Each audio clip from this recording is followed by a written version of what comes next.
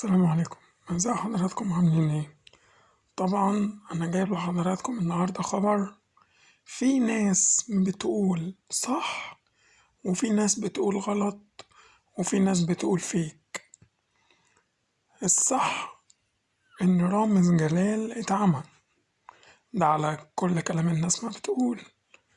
الغلط ان رامز جلال لا قدر الله ربنا يديله الصحة مات. الفيك بيقول إن مفيش ولا حاجة من اللي بقول عليهم دول، ورامز جلال عامل مقلب في صحابه. فأنا معرفش، كل اللي فيها إن رامز جلال وهو بيحضر للحلقة الجديدة بتاعة رمضان الجديدة، كل سنة وانتم طيبين، اتعمى.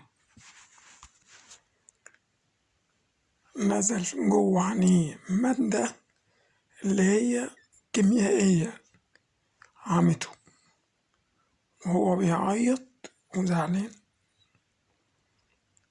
وفي ناس بتقول إن كل ده محصلش وإن رامز جلال كويس. فمعرفش فين الصح.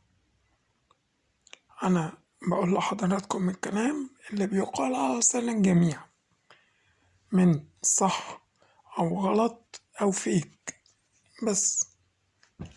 شكرا جزيلا لكم، ربنا يا رب يسعد حضراتكم. تقبلوا تحياتي، أخيكم أحمد الكينج. السلام عليكم ورحمة الله وبركاته.